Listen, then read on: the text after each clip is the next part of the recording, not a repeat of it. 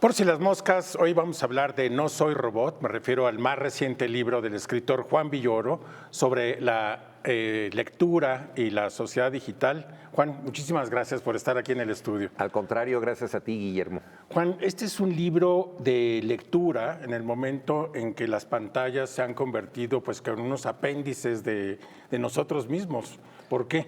Sí, pues todos vivimos rodeados de estas nuevas prótesis digitales, ¿no? Que nos determinan y que nos han vuelto adictos, ¿no? Le quitas el teléfono celular a un amigo, se pone nervioso, ¿no? Y le preguntas, bueno, pero a ver, ¿estás esperando una llamada? No, no estoy esperando nada, pero necesito el teléfono. Ya forma parte de su organismo, Bueno, ¿no? sí. Subes al metro y antes la gente estaba leyendo periódicos deportivos, alguna revista de chismes, por ahí un libro, y ahora ves que todo mundo está absorto en su pantallita del celular. Entonces, ha cambiado la forma en la que nos relacionamos con el mundo y es algo, yo creo que, mira, tan significativo como fue en el siglo XV la invención de la imprenta, ¿no? Que de pronto un objeto que era digno de las abadías donde estaban los grandes escolásticos, de pronto se populariza y cambian las relaciones entre padres e hijos, las relaciones con el Estado, la iglesia, las finanzas, todo cambia con el libro y ahora tenemos otra tecnología que está transformando nuestra vida. Entonces me pareció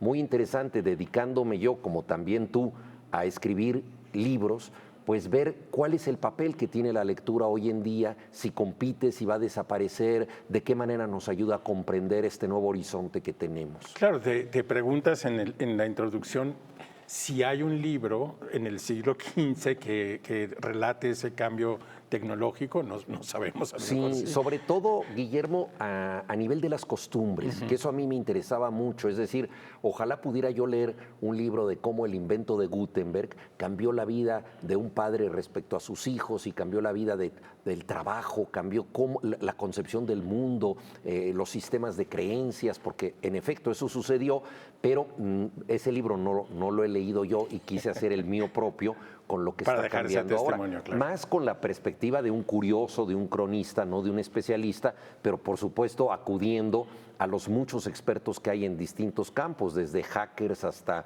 expertos en seguridad digital, pasando por supuesto por espías que saben mucho de esto, militares, escritores, filólogos, en fin. En el libro también haces una reflexión muy interesante y narras que estudiaste sociología y cómo en los 70 estaban de moda 4 grandes pensadores que estaban reflexionando sobre los cambios de la sociedad contemporánea: Marshall McLuhan, Marcuse, Guy Debord, y que son, creo que en cierto sentido, como el marco que te sirve luego, muchos años después, para reflexionar sobre la enajenación y la sociedad del espectáculo y de la relación que tenemos con los medios, ¿no? Efectivamente, en los años 60 se reflexionó mucho a partir de los nuevos medios de comunicación, no solamente en los beneficios que traían, sino en cómo cambiaba la manera en que nos relacionábamos con la información y cómo esto construía una sociedad del espectáculo, como la llamó Guy Debord, en donde la gente tenía que representarse a sí misma, ¿no? Y surgía toda esta cultura de las celebridades, la gente famosa por ser famosa, y por su parte McLuhan dijo, el futuro va a ser visual, ha acabado el mundo de la letra, y escribió este libro que por otra parte es maravilloso, La galaxia de Gutenberg, para firmar el acta de defunción de los libros. La paradoja es que ese libro era tan bueno y fue tan exitoso que se reimprimió. Exactamente, que entonces negaba lo que estaba diciendo, porque todo el mundo estaba muy contento de leer acerca del fin de los libros, ¿no? Bueno, entonces, pero al diagnóstico que se llegaba entonces era que la enajenación era fácil de detectar en la medida en que se trataba de algo que te evadía de ti mismo, te sacaba de lo que tú debías hacer, ya sea a través del trabajo que no querías realizar, pero tenías que hacer, y entonces te desvivías en una fábrica o te desvivías en una oficina burocrática, o bien a través de los estímulos de los medios que estaban distorsionando la realidad y que te estaban mareando ahí, y tú de pronto decías, no puedo más con esto. Es decir, había una conciencia de que la enajenación claramente te estaba perjudicando. El gran cambio hoy en día es que estamos ante una esclavitud feliz, porque tú estás metido en tu teléfono celular y nadie te conoce mejor que tu sistema operativo, como en la película Hair, ¿no? Entonces, te están ofreciendo cosas que realmente te gustan, que te atraen y que tú tienes siempre ciertos pensamientos no formulados, pero que pronto vas a formular porque están en la ruta de lo que has buscado. Entonces, el algoritmo que te presenta estas ofertas busca que repitas o que te asemejes a ti mismo y hagas cosas parecidas. Entonces, te la pasas viendo cosas que en efecto sí te interesan, pero sin conciencia de que está siendo manipulado. Entonces parece que es un horizonte de ofertas y de libertad, cuando en realidad de lo que se trata es de que acabes consumiendo cosas. No hay negocio más grande en el planeta hoy en día que los datos personales de nosotros mismos. Tú y yo nos hemos convertido en mercancías, ¿no? Sí. Y eso es tremendo. Y en información, ¿no? Sí. Acerca de nuestro comportamiento en las redes. Y es impresionante cómo si compras un boleto de avión, pues te salen... De inmediato, o incluso si dices algo, ¿no? Claro, si dices en una algo, conversación dices, ay, cómo me gustaría ir a la playa, de inmediato te aparecen ofertas sobre la playa, ¿no? La gran diferencia con la lectura y con el libro que trato yo de establecer acá es que el mundo de lo digital y las ofertas que recibes apelan a lo mismo, es una reiteración de lo que se sabe que a ti te gusta. En cambio, la literatura es el horizonte de la multiplicidad, en donde tú entras a un libro sin saber que te podía gustar. De pronto descubres cosas que para ti en principio no eran relevantes, pero conectas con un autor de Japón, de Rusia, de México, de otra época, y esto te diversifica de una manera muy rica, ¿no? Y justamente lo que defiende la cultura y la literatura en particular es esa multiplicidad que se está perdiendo con los discursos binarios que hay en las redes sociales, con esta reiteración de lo mismo que te ofrecen los algoritmos, etcétera. ¿Te angustia esta pérdida de la lectura en favor de la distracción constante que ofrecen las redes sociales? Mira, yo trato de transmitir una actitud intermedia, quizá porque mi signo del zodiaco es Libra, entonces siempre buscas como balancear una cosa y otra, pero yo no quiero ser el apocalíptico que dice apaguemos todas las computadoras, claro. Esto no sirve para nada. Creo que incluso la inteligencia artificial, que es una de las grandes amenazas de nuestro tiempo, también rinde frutos maravillosos y hay muchas cosas que no podríamos hacer sin ella. Se trata de una herramienta formidable, ¿no? El gran tema es cómo utilizar estas herramientas y cómo combinarlas con la lectura, porque como yo decía antes, la lectura es un recurso que te permite entender mucho mejor lo que está pasando. Por ejemplo, la lectura ha trabajado mucho con la fragmentación, ¿no? La novela, pues creo que principal de nuestra tradición, que es Pedro Páramo, es un modelo de fragmentación. Que armas luego cuando terminas. A través de la lectura lo tienes que ir armando, ¿no? Y hay una expresión que a mí me encanta y que parece que no se usa en otros países, que inventaron los tipógrafos mexicanos, que es digna del budismo zen, porque cuando hay un espacio en blanco en la página, eso se llama o se le llamaba en los tiempos en que yo trabajaba en una revista, blanco activo. El blanco activo es ese espacio que debe conservar una zona sin letras, porque esa zona significa algo, es una nada que tiene que decir, ¿no? Me parece por eso que parece como una meditación del budismo zen. Pedro Páramo tiene que ver con eso. Es una obra maestra del blanco activo porque te presenta distintos fragmentos que tú articulas en un todo. Y las redes nos presentan un desafío parecido. Quien tiene un entrenamiento literario puede articular mejor cosas en una unidad, pero sobre todo, Guillermo, creo que puede discriminar. Creo que ser una persona culta sirve para leer menos. Esto parece una paradoja, pero es que nadie puede leerlo todo. Pero si tienes suficiente cultura, puedes descartar lo que no te sirve. Entonces entras a la red, que es un universo enorme, inmoderado, y seleccionas mejor. En esta reflexión hay un ensayo que me divirtió mucho, en donde hablas de los grandes hombres al frente de estas compañías y redes sociales y haces una reflexión sobre la masculinidad de Zuckerberg contra Musk y luego la de Jeff Bezos. Efectivamente, estas personalidades han que llegado son... al delirio, ¿no? de plantear su masculinidad en una lucha, en una jaula, ¿no?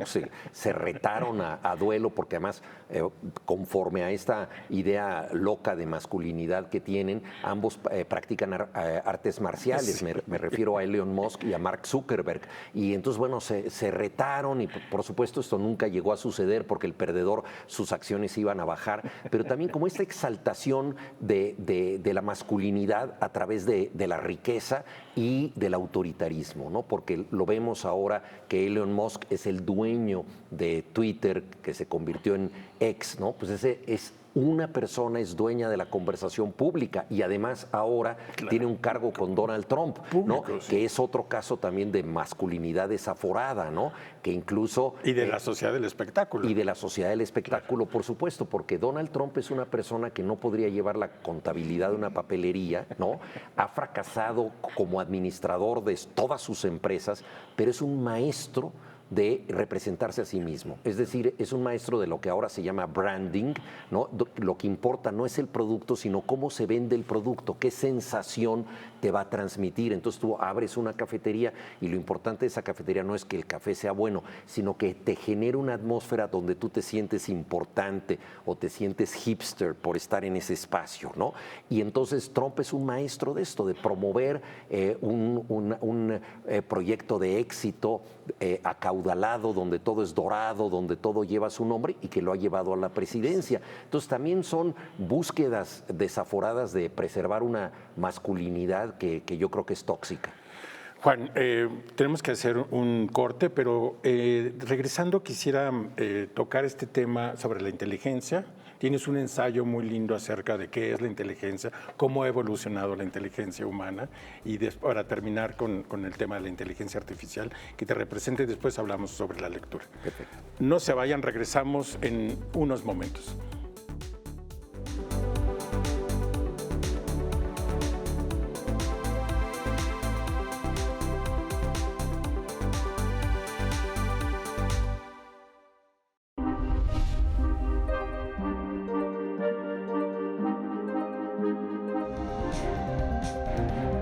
Frente a esas disyuntivas, no debemos olvidar que la verdadera libertad comienza con el respeto a quien piensa distinto a uno. Para conocer es necesario preguntar. Apoyar a las mujeres, apoyar a los grupos vulnerables a través del arte y la cultura es responsabilidad de todos. Cultura y activismo para eliminar la violencia de género. Bien preocupante socialmente, que es el tema del clasismo, del racismo, de la discriminación y que la única vía es la educación. Debate 22. Temas como la gentrificación, expulsión, la discriminación cultural y los desalojos masivos, pues volvieron a la discusión pública. Aquí está como el reflejo de esta gran ciudad, de este gran pueblo. Son estas cosas las que nos llenan el alma. Son actos de justicia.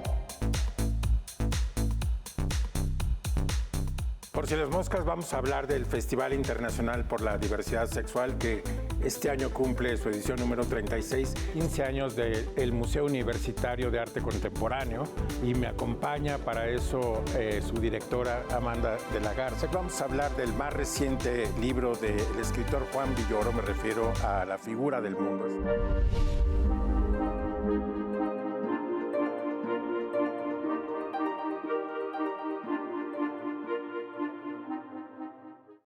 Pues ya en el intermedio quedó constancia de que ya habías estado aquí, Juan, hablando de tu libro anterior. Efectivamente, muchas gracias por tenerme de vuelta. Oye, Juan, bueno, quería tocar el tema de la inteligencia artificial, pero tienes un ensayo sobre qué es la inteligencia y cómo ha evolucionado la inteligencia humana para después hablar sobre inteligencia artificial. Sí, hubo un especialista en neurociencias y en estadística, dos disciplinas que no siempre se combinan, que se llamó Flynn, que creó lo que ahora se conoce como el coeficiente de Flynn, que es la medición de la inteligencia promedio de la especie humana.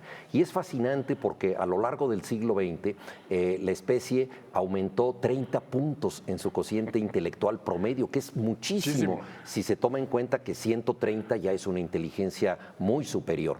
Entonces, Flynn lo que fue haciendo fue medir cómo iba aumentando paulatinamente la inteligencia, pero al llegar a los años 70 del siglo pasado se estancó y hubo una larga planicie hasta los años 90 y a partir de entonces empezó un declive. A razón de 2 puntos por década. No es muy grande, pero ya es perceptible. Y eso tiene que ver, evidentemente, con que utilizamos menos la cabeza. Hoy en día tenemos prótesis que nos resuelven cosas, no tenemos que aprendernos la tabla de multiplicar. Ni los números de teléfono. Los números de teléfonos, por ejemplo, en mi infancia yo me sabía 10 por lo menos. Yo todavía me sé los números de estaciones de radio a las que yo hablaba para votar, ¿no? Por mis canciones favoritas. Seguro el número de tu casa también. Por supuesto, el número de mi casa lo conservo, en fin, todas estas cosas. Y hoy en día probablemente no me sé ni mi propio teléfono. Bueno, el mío me lo sé, pero nada más. Todo, digamos, el procedimiento cognitivo de ir a un lugar, ¿no? Que te explicaban, bueno, es que tienes que pasar por este rancho y luego das la vuelta y hay una fuente al final y frente a la carnicería sale la calle Carranza y tomas esa calle y llegas, en fin, a donde hay un lote baldío. Entonces tenías una imagen mental del sitio al que ibas, probablemente eso lo apuntabas en un papel, pero que también es un ejercicio que hace que agites un poquito las neuronas, ¿no? Hoy en día sigues maquinalmente una flecha en un navegador y eso es todo. Entonces estamos perdiendo facultades, pero lo complejo es que mientras tanto las máquinas aumentan las suyas. Y entonces ahí es donde se está dando esta sustitución cada vez más grande por parte de la inteligencia artificial de actividades humanas. Por ejemplo, la traducción, ya los traductores se han convertido en especialistas que corrigen lo que ya hizo la máquina. Claro. Pero al rato ya ni siquiera van a ser los correctores. Totalmente. Bueno, la segunda parte del libro está dedicada a la lectura misma. Dices, la primera parte del libro es una lectura de la tecnología y la segunda parte del libro es una tecnología de la lectura. Y te preguntas particularmente el papel vital de la literatura y la lectura en nuestras vidas. Y hablas de cómo en momentos extremos, sobre todo, pero también en nuestras vidas cotidianas, la literatura salva vidas. Sí, yo creo que es muy importante tomar en cuenta que lo que está en juego es la reserva de lo humano, ¿no? El libro deriva su título de esta frase que vemos tantas veces en los sitios web, ¿no? Que dice, no soy un robot, entonces tú tienes que poner una palomita ahí y una vez que lo haces, la paradoja es que quien te acredita como humano es un robot, ¿no? Entonces la máquina decide que todavía eres humano. Somos la primera generación que tenemos todavía que demostrar que lo somos. Y entonces la pregunta es, ¿qué significa ser humano? Y yo creo que la literatura tiene una reserva de complejidad extraordinaria que se puede perder si nos quedamos exclusivamente en los discursos binarios de las redes donde hay que dar un like o sumarte a un linchamiento, en medio parecería que no hay nada. La discusión compleja, la conversación real se ha perdido en muchos ámbitos y la literatura es una reserva de lo que es contradictorio, de lo que es ambiguo, de un personaje que es siniestro y sin embargo te conmueve.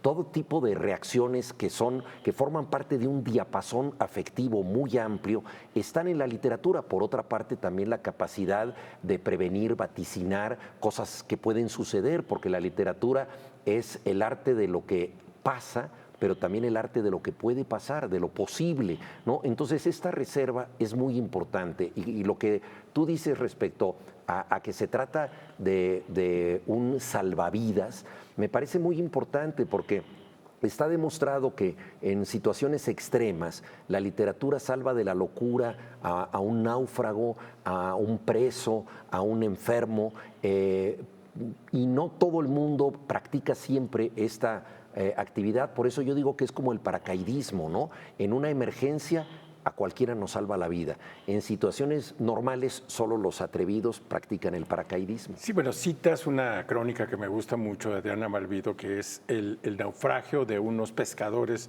mexicanos en San Blas que se salvan por la lectura de la Biblia, ¿no? Exacto, casualmente. Es decir, tenían no una se salvan Biblia por eso, pero en fin, se salvan de la locura. No son rescatados Sí, por la Biblia exacto.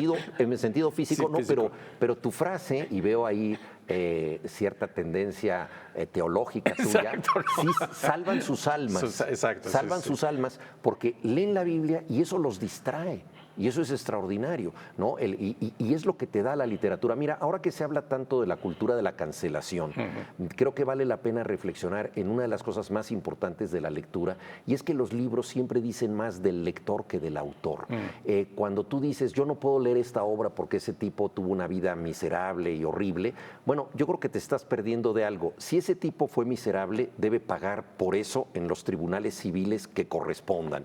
Pero si hizo una obra que vale la pena, esa obra tiene una autonomía y no debe ser sancionada por la Iglesia, el Estado o por un tribunal moral. Y lo más importante de esa obra o de cualquiera que valga la pena es que permite que tú descubras cosas de ti mismo que ignorabas. Es decir, lo que a mí me importa de Dostoyevsky es cómo Dostoyevsky me afecta, ¿no? Y eso es algo transformador. Y la literatura tiene esta fuerza que hace que lo más importante está en quien la lee. O sea, ningún libro nace siendo un clásico, ¿no? Un libro cerrado no es una obra de arte, es la posibilidad de una obra de arte. Se convierte en obra de arte cuando alguien la lee satisfactoriamente y se convierte en un clásico cuando a través del tiempo se sigue leyendo. Entonces, todas estas interacciones que te da la lectura me parecen imprescindibles y creo que nos ayudan a entender mejor este océano del presente, de la inmediatez, de que parece que todo ocurrió ahora, ¿no? Ortega y Gasset hablaba del adanismo, ¿no? Que es la tentación que tenemos los seres humanos de ser como Adán y nombrar las cosas como si nadie más las hubiera nombrado. Y parece que todo apareciera por primera vez y en las redes, si nos tardamos en que se descargue una cosa, ya estamos nerviosísimos cuando vemos el circulito que no acaba de dar vueltas, ¿no? Entonces, en este mundo de inmediatez vale la pena pensar que el pasado sigue siendo una de las cosas más novedosas. ¿Por qué?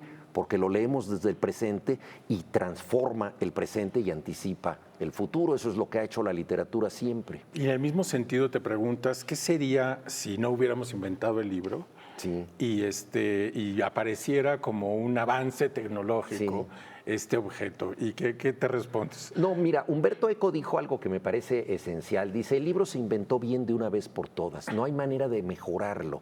Es como el alfiler o el tenedor. No puedes hacer un tenedor mejor de los que ya existen. Lo puedes hacer de otro material, pero nada más. Y yo ahí planteo este ejercicio contrafactual de qué sucedería si viviéramos en un mundo regido exclusivamente por pantallas y de pronto alguien trajera un objeto artesanal que es el libro en papel. Eso sorprendería notablemente porque tienes un aparato que no se descarga, que no tiene obsolescencia programada, que es muy barato, que si se te cae al piso no pasa nada, que estimula los 5 sentidos, incluido el olfato y el tacto, que se abre como una puerta o una ventana para entrar a un mundo imaginario, ¿no? Que además, y esto es muy importante, puede pasar de mano en mano creando comunidad. Yo te regalo un libro y ahí ya tienes tú algo que yo te di. Yo no te voy a dar mi tablet, ¿no? Y dar una descarga, pues es muy poco interesante. Y además no te roba tu información y tus datos personales. Y luego en el libro quedan huellas de quien lo leyó y eso me parece entrañable por lo que yo decía de la lectura. Hay de pronto una huella de vino, de café o lo más importante, ves las huellas de las lágrimas. Sí. O sea, las páginas que han sido lloradas, ¿no? Hombre, eso realmente es algo único, ese contacto que hay entre el lector y el autor o la autora y yo creo que eso es formidable, ¿no? Entonces el libro aparecería como una novedad sorprendente si no existiera hoy.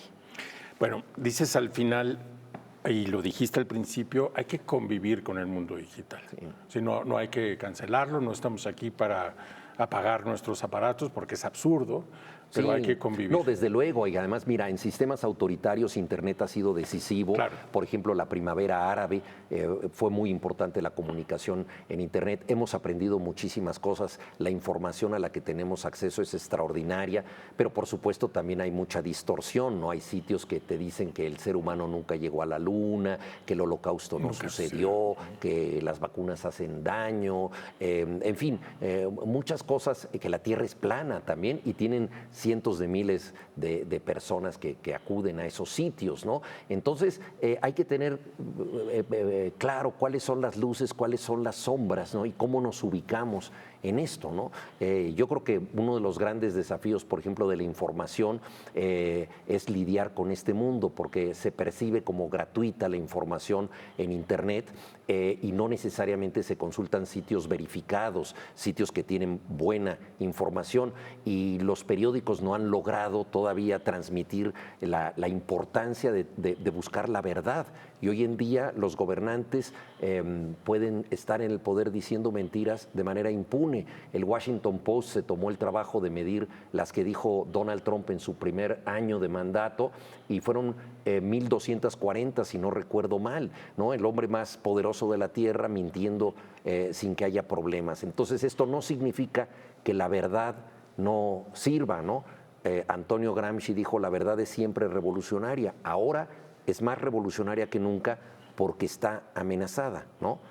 Cuando Trump ganó las elecciones por primera vez, el diccionario Oxford escogió como la palabra de ese año posverdad, ¿no? Que es el uso ideológico de la mentira, y escogió esta palabra porque la verdad estaba amenazada, pero todo lo que está amenazado lo está por ser importante. Entonces hay que buscar y defender la verdad, y creo que una de sus reservas es la literatura. Pues Juan, se nos ha terminado el tiempo. Muchísimas gracias. A nuestra audiencia decirle que deben de leer No soy un robot, Lectura y Sociedad Digital. Muchas gracias por estar de nuevo. Gracias a ti. Nos vemos el próximo sábado a las 7:30 por Si las Moscas.